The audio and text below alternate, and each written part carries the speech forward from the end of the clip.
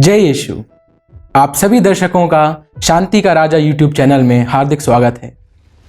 Youth special सपनों की उड़ान में मैं एम्ब्रोस पीटर, झांसी धर्म प्रांत का डायसीजन यूथ प्रेसिडेंट, आप लोगों के समक्ष हमारे आज की युवा के संदर्भ में कुछ बातें व्यक्त करना चाहता हूं।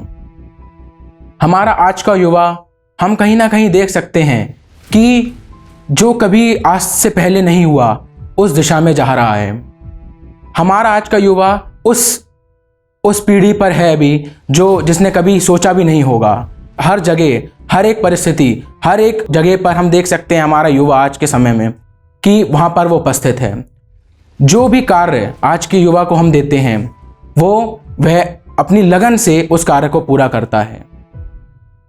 हमारा आज का युवा, हमें सबसे पहले ये देखना है कि हमारे प्रभु, हमारे ईश्वर ने जो कृपाएं हमें दी हैं, क्या हम उन कृपाओं को पहचान पाए हैं या नहीं। हम जब पैदा होते हैं, जब ईश्वर ने हमें इस संसार में भेजा, उन्होंने हर एक इंसान में कुछ कुछ खूबियां डाली हैं, लेकिन कहीं ना कहीं हम उन खूबियों को पहचानने में असमर्थ हो जाते हैं।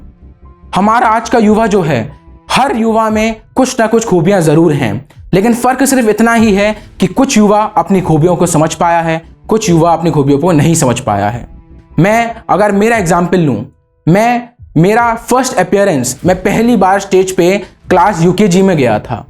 बहुत ही कम आज के समय में कुछ ऐसे बच्चे होंगे जो इस उम्र में स्टेज पे जाके कुछ परफॉर्मेंस देते हैं, और उसके बाद मैं कभी आज से पहले नहीं रुका किसी भी प्रकार के मंच पे जाके अपनी परफॉर्मेंस देने में। ऐसा क्यों? ऐसा इसलिए क्योंकि मैंने अपनी खूबियां, मैंने अपनी कृपाएं जो मेरे ईश्वर ने मुझे दी हैं, उनको मैंने जल्द से जल्द समझ लिया। हमारा आज का युवा, हम देखते हैं कि कहीं ना कहीं अपना समर्थन देता है अच्छी चीज़ों में, लेकिन साथ ही साथ गलत रास्ते पर भी भटक रहा है। कुछ ऐसी परिस्थितियां हैं, कुछ ऐसे वातावरण हैं जिसमें हमारे युवा को गलत दिशा दी जा रही है। भले ही हम माने, चाहे उनके दोस्त हों या फिर उनके कुछ भी सगे संबंधी हों, कभी कभार हम ये देखने को मिलता है कि हमारा युवा गलत रास्तों पर जा रहा है।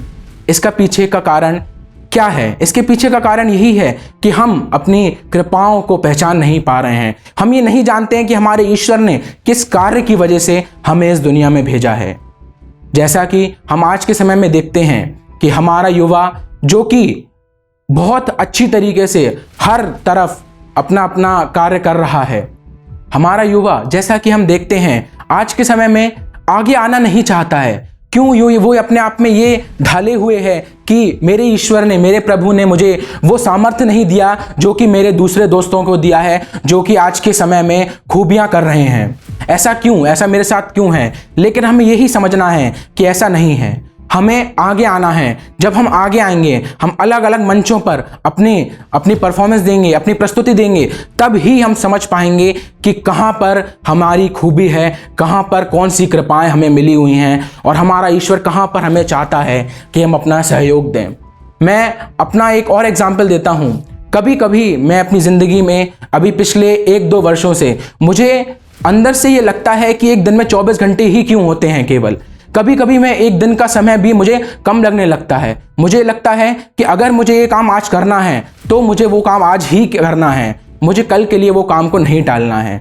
अगर हमारा लगन, हमारे डेडिकेशन अगर एक चीज़ के लिए है, तो हम कोशिश करें कि जब भी हमें वो चीज़ के लिए जितनी भी मोहलत दी जाए, अपना सबसे बेस्ट हम उस चीज़ को दे सकें और उस चीज़ को सफलतापूर्वक प्राप्त कर सकें।